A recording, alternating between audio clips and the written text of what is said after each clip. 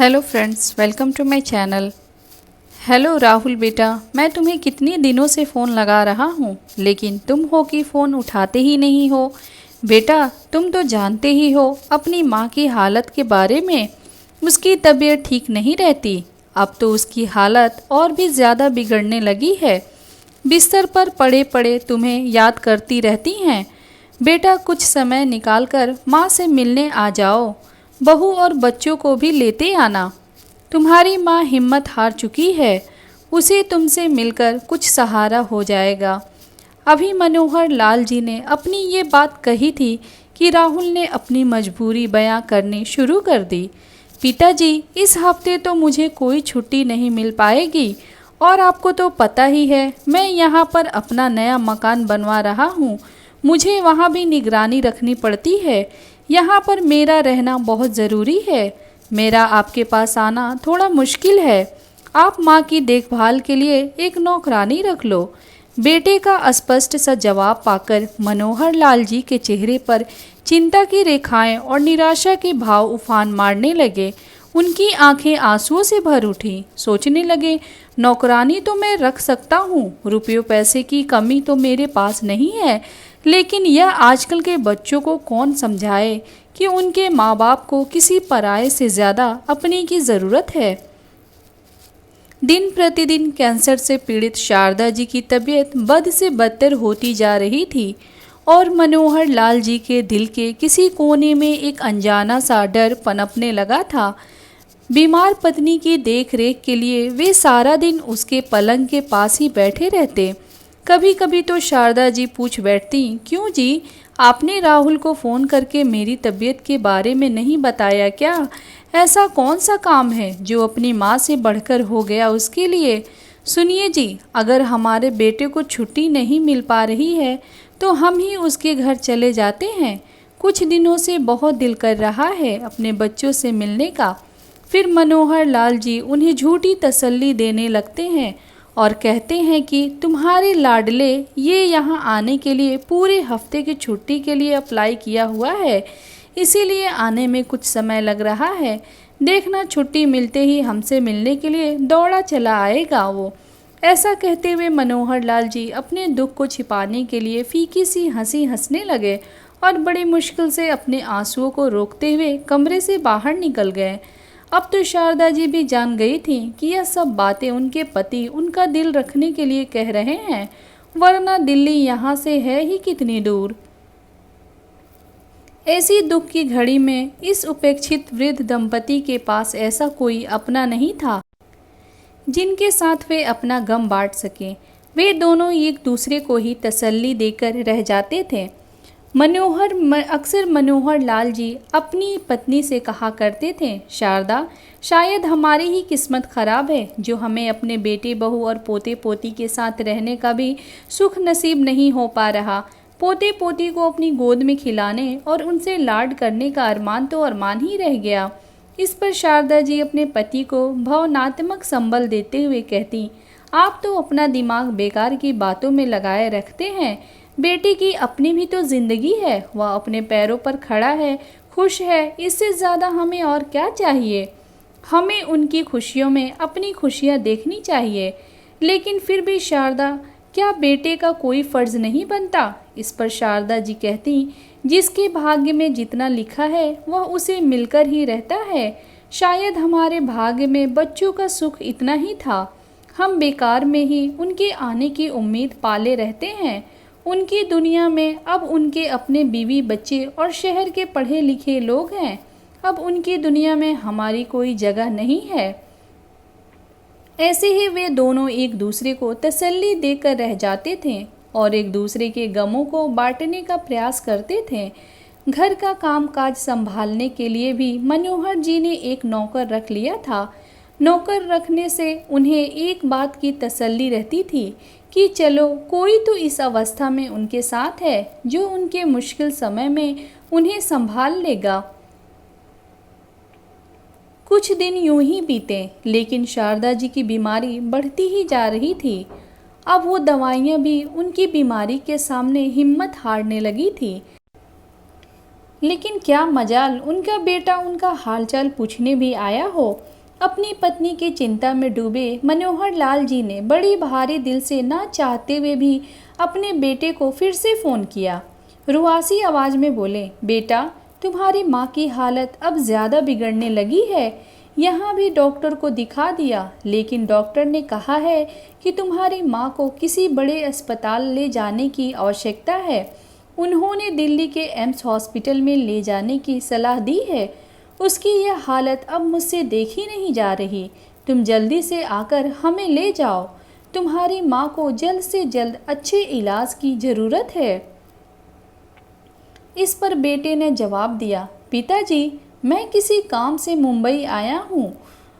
आप माँ को एम्बुलेंस में दिल्ली के एम्स हॉस्पिटल में लेकर आ जाइए। मुझे 2 दिन लगेंगे वापस दिल्ली आने में। बेटे के कहने अनुसार मनोहर जी शारदा जी को एम्बुलेंस में दिल्ली लेकर आ गए और हॉस्पिटल में उन्हें एडमिट करवा दिया। डॉक्टरों ने तुरंत इलाज शुरू कर दिया, लेकिन इलाज का कोई भी असर होता नजर नहीं आ रहा था।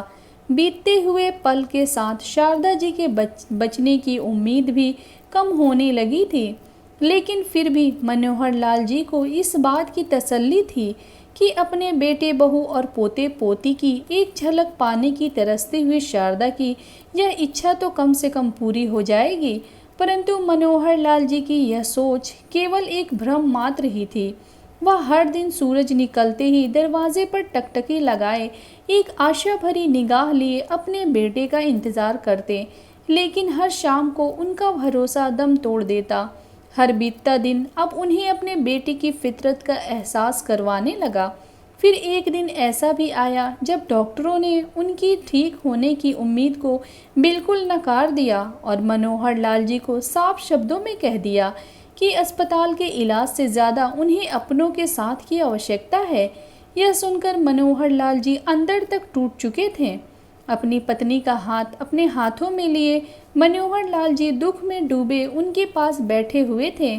तभी शारदा जी ने कहा, सुनिए जी, मुझे पता है मैं कुछ ही दिनों की मेहमान हूँ, ना जाने कब प्राण निकल जाए। बस मेरी एक आखिरी इच्छा पूरी कर दीजिए, मुझे मेरे बेटे से मिलवा दीजिए। अपने बेटे और पोता पोती का चेहरा एक बार, केवल एक बार दिखा दीजिए।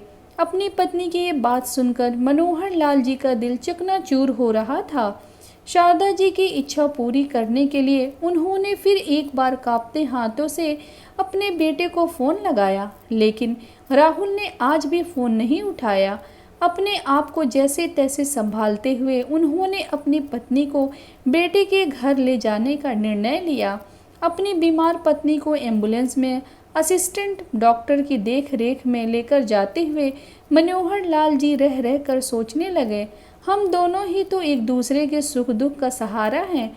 अब यदि शारदा को कुछ हो गया तो इस दुनिया में रहना मेरे लिए सज़ा से कम नहीं होगा। यह सोचते हुए उन्होंने अपनी पत्नी की तरफ देखा, लेकिन ये क्या, शारदा के शरीर में कोई हरकत ही न थी। ये देखकर मनोहर लाल जी के पसीने छूटने लगे। संभावित आशंका के भय से घबराकर एम्बुलेंस में उपस्थित डॉक्टर को जल्दी से चेकअप करने को कहा तो उन्हें मृत घोषित कर दिया। अपने बेटे बहू और उनके बच्चों से मिलने की अधूरी हसरत लिए शारदा जी की आंखें सदा के लिए बंद हो गईं। इधर मनोहर लाल जी सदमे के कारण पत्थर हो चुके थे। शारदा जी की मौत ने तो जैसे उनकी की जान निकाल ली थी। अपनी पत्नी के मृत शरीर को देखकर आंसू बहाने के अलावा उनके पास और कोई चारा नहीं था। वे एम्बुलेंस में अपने बेटे के फ्लैट के बाहर तक पहुंच चुके थे, लेकिन जब बेटे से मिले की चाहत रखने वाली शारदा ही नहीं रही तो बेटे के घर जाने का क्या औचित्य। यह सोचकर उसी एम्बुलेंस से अपनी मृत पत्नी को लेकर वापस गांव की ओर चल दिए। दिल पर पत्थर रखकर मनोहर लाल जी ने बेटे को फ़ोन करके उसे यह दुख भरी खबर सुना दी। 2 दिन बीत गए थे, लेकिन बेटा अभी तक घर नहीं पहुंचा था। इंतज़ार करते करते जब बेटे के आने की उम्मीद टूटने लगी तो मजबूरन बेटे की अनुपस्थिति में ही शारदा का अंतिम संस्कार भी कर दिया गया था। अपने घर के बरामदे में बैठे हुए मनोहर लाल जी बार बार यही सोचकर दुखी हो रहे थे कि शारदा के बिना अब आगे की जिंदगी वो कैसे काटेंगे। आज अकेलापन उन्हें काटने को दौड़ रहा था। सोचने लगे कि शारदा थी तो कम से कम किसी अपने के होने का एहसास तो रहता था, वरना बेटा होते हुए भी वे बेसहारा ही थे। उनके मन में बार बार ये प्रश्न रह रह कर उठ रहे थे कि यदि बुढ़ापा इसी दर्द का नाम है तो ये क्यों आता है, क्यों बच्चे इस उम्र में अपने माँ बाप से इतनी दूरी बना लेते हैं कि उन्हें तड़पने के लिए और वृद्धावस्था के कष्ट भोगने के लिए अकेला छोड़ देते हैं। आज मनोहर लाल जी की पत्नी की मृत्यु हुए 5 दिन हो चुके थे, लेकिन अभी तक उनके बेटे ने आना ज़रूरी नहीं समझा था। सोचने लगे कि जब अपने इसी बेटे को शारदा तकलीफ में देखती थी तो तिलमिला उठती थी, परंतु अपने माता पिता को इतने कष्ट देने के बाद भी उनके बेटे में रत्ती भर भी तिलमिलाहट का एहसास नहीं हुआ। बड़े होकर अपने ही बच्चे इतने स्वार्थी और पत्थर दिल कैसे हो जाते हैं। मनोहर लाल जी की आंखें रो रो कर लाल हो चुकी थीं। अपनी पत्नी की असमय मृत्यु मानो उनकी आंखों के पानी को समाप्त करने लगी थी। अब तो ऐसा लग रहा था जैसे इन आंखों में से खून बहने लगेगा।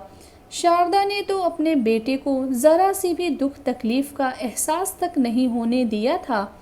फिर वह उसकी अंतिम यात्रा में क्यों नहीं आया, जिसकी एक मांग पर शारदा दुनिया भर के पकवान बना दिया करती थी। उसकी ज़रा सी तकलीफ़ के लिए आसपास के वैद्य हकीमों को इकट्ठा कर लेती थी। उसे हल्की सी छींक भी आती तो तुरंत उसे डॉक्टर के पास ले जाती थी। जब तक पूरी तरह ठीक नहीं होता उसे चैन नहीं आता था।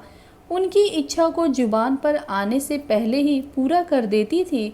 उसने तो अपनी ममता में कभी कमी नहीं आने दी थी। वही बेटा अब उसके बीमार होने पर तो क्या अंतिम विदाई पर आने के लिए भी समय नहीं निकाल पाया था। मनोहर लाल जी सोचने लगे कि जब 2 वर्ष पहले राहुल गांव आया था तो मनोहर और शारदा ने उनके साथ चलने का जिक्र किया था। उनकी मॉडर्न बहू का तो अपने सास ससुर को साथ रखने की बात सुनते ही चेहरा उतर सा गया था। जाने दोनों ने अकेले में क्या बातें की। अगले दिन जब उनके साथ चलने का समय आया तो राहुल ने टाल मटोल करते हुए कहा, पिताजी, यहाँ की ढेर सारी ज़मीन तो खराब हो जाएगी, यहाँ की खेती को संभालना भी तो ज़रूरी है, इसीलिए आप दोनों यहीं रहिए। बेटे राहुल की हाँ में हाँ मिलाते हुए बहू भी बोली, ये ठीक कह रहे हैं पिताजी, इस बुढ़ापे में दिल्ली शहर का प्रदूषण भरा वातावरण आपकी सेहत के लिए वैसे भी अच्छा नहीं है। गांव साफ और स्वच्छ वातावरण ही आप दोनों के स्वास्थ्य के लिए उचित रहेगा और फिर हम लोग तो आपसे मिलने आते ही रहेंगे। मनोहर जी ने तो उसी दिन ही बेटे बहू के मन को टटोल लिया था। उन्हें मन ही मन एहसास हो रहा था कि अब अपने बेटे के सहारे की उम्मीद रखना ही बेकार है, लेकिन उस समय तो उनके पास अपनी पत्नी का सहारा था जो उन्हें हर परेशानी में हौसला देती थी। अब तो वह सहारा भी भगवान ने उनसे छीन लिया था। अतीत में झांकते हुए मनोहर लाल जी को बीते समय की यादें किसी पैने दर्द की अनुभूति कराने लगी। आंखों से गिरते हुए आंसुओं ने उनके कुर्ते के ऊपरी भाग को गीला कर दिया था। सोचने लगे, 5 दिन पहले जब माँ की मृत्यु की खबर भिजवाई जा चुकी थी, फिर भी बेटे बहू का कोई अता पता नहीं। इस 5 दिन के अंतराल में उन्होंने एक एक पल कैसे काटा, उनकी हालत साफ बयान कर रही थी। आस पास की भीड़ भाड़ के बावजूद मनोहर लाल जी आज तक एकाकी होकर अपनों के इंतज़ार में दम तोड़ रहे थे। अपनी पत्नी के जाने का गम और बच्चों की उपेक्षा झेलते मनोहर लाल जी छत पर टहल रहे थे। छत की मुंडेर से नीचे आंगन की ओर देखा और सोचने लगे, इसी आंगन में शारदा की बेपरवाह हंसी गूंजा करती थी। यही हमारे बेटे का बचपन बीता, यही आंगन तो हमारे हंसते खेलते परिवार की हंसी ठहाकों की आवाज़ों का गवाह हुआ करता था। अपनी पुरानी यादों में खोए मनोहर लाल जी के विचारों पर एकाएक विराम लग गया।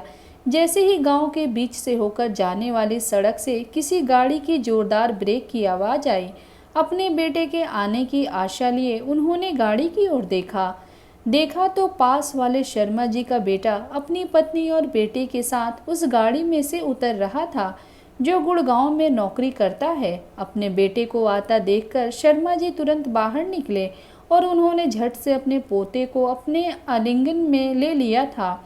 अब मनोहर लाल जी जो छत पर खड़े ये नज़ारा देख रहे थे, देखकर सोचने लगे कि यही सुख तो मेरी शारदा चाहती थी, अपने बेटे से एक बार मिलना चाहती थी, अपने पोते को आलिंगन वृद्ध करना चाहती थी।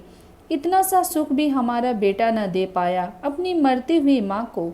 सबके बच्चे कुछ दिनों की नौकरी के बाद अपने माता पिता से मिलने आते हैं, एक वे ही अभागे हैं जिनके बेटे ने उनके इस हालत में भी अकेला छोड़ दिया है।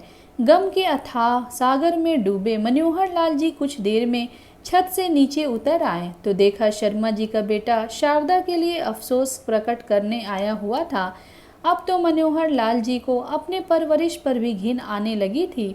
बाहर निकलकर अपने बेटे के आने की आस से एक बार फिर सड़क पर मुआयना करने निकले तो देखा दूर दूर तक सन्नाटा पसरा था और फिर से कांपती टांगों के साथ वह अंदर आ गए। अपनी माँ की 13वीं पर जब राहुल अपनी पत्नी और बच्चों के साथ गांव पहुंचा तो गांव में चारों ओर आश्चर्यचकित कर देने वाला सन्नाटा पसरा हुआ था। गांव की गलियां, चौराहे जहां हर पल लोगों की चहल पहल लगी रहती थी, आज सुनसान पड़े थे। कहीं बच्चे भी खेलते नजर नहीं आ रहे थे।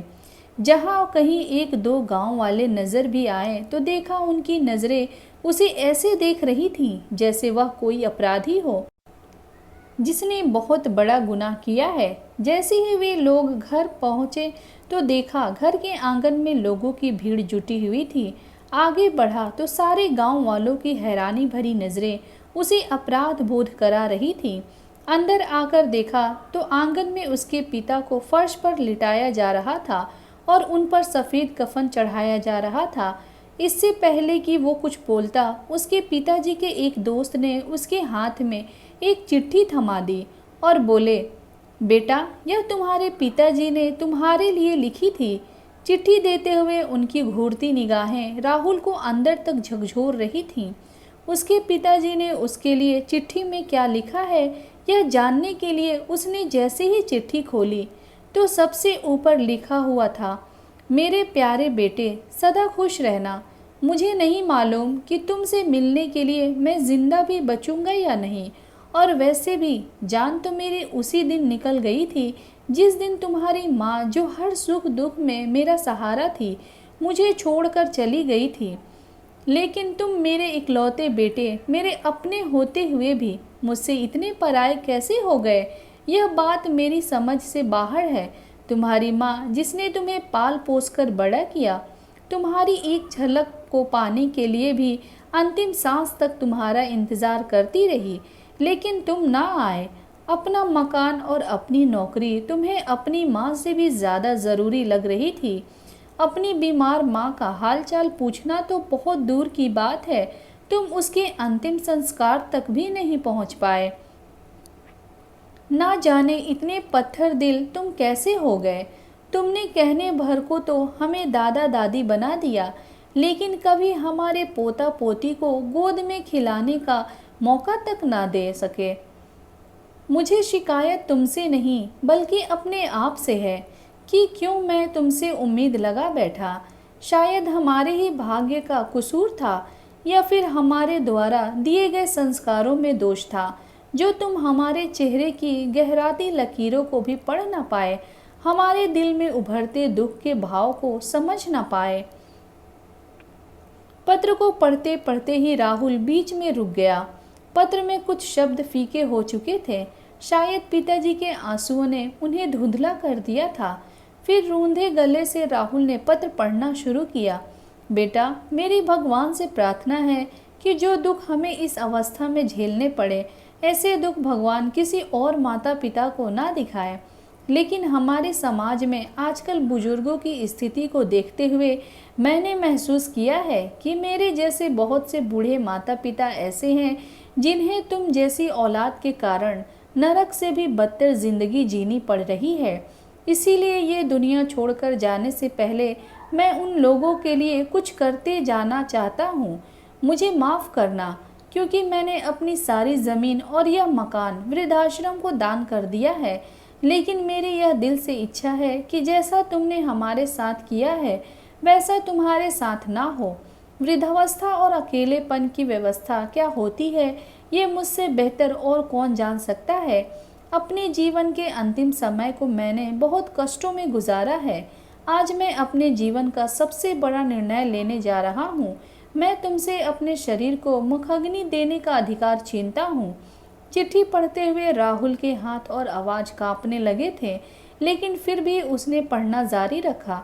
पत्र में आगे लिखा था, वैसे भी असीम दुखों को झेलते हुए जल तो मैं बहुत पहले ही चुका था। यह हाड़ मांस का शरीर तो केवल दिखावा मात्र है। बेटा, तुम अपनी माँ की तो अंतिम इच्छा पूरी न कर पाए, लेकिन मैं चाहता हूँ कि तुम मेरी इन इच्छाओं को सम्मान करते हुए मेरे मृत शरीर को किसी अस्पताल को दान कर दो, ताकि यह नश्वर शरीर किसी ज़रूरतमंद के काम आ जाए। हो सके तो मुझे माफ़ करना। पत्र को पढ़कर राहुल के चेहरे पर असीम दुख के भाव तैरने लगे। अपने घुटनों के बल बैठकर जोर जोर से रोने लगा, लेकिन अब इस पछतावे के लिए बहुत देर हो चुकी थी। बाहर से एम्बुलेंस की आवाज़ आई और उसके पिता के मृत शरीर को उठाकर ले जाया जाने लगा। एक एक करके सभी रिश्तेदार और गांव वाले भी वापस चले गए। दोस्तों, सच बात तो ये है कि माँ बाप को बुढ़ापा इतना कमज़ोर नहीं करता जितना औलाद का स्वयं कमज़ोर कर देता है। माँ बाप तो बरगद का वो पेड़ है जो बस देना चाहते जानते हैं, जिनकी छाया में बच्चे महफूज रहते हैं। एक माँ बाप ही है जिन्हें अपनी तरक्की पर खुशी होती है। आज आप जो भी हैं इसके पीछे इन्हीं लोगों का त्याग है। आप अचानक बड़े नहीं हो गए, आपको बड़ा करने में माँ ने अपने जिस्म को सुखाया है। बूढ़े बाप ने कड़कती धूप में अपने शरीर को तपाया है। जिस पेड़ ने तुम्हें बचपन में अपनी छांव दी, उनके पत्ते सूखने मत दीजिए। उन्हें भी अपने स्नेह और प्यार की खाद दीजिए। अपनी मधुर वाणी और व्यवहार रूपी पानी से सींचते रहिए, क्योंकि जब छाया देने वाला वृक्ष नहीं रहता है तो आंगन में धूप आने लगती है। तो दोस्तों, ये कहानी कैसी लगी हमें कमेंट्स में ज़रूर बताएं और वीडियो को लाइक करें। Thank you.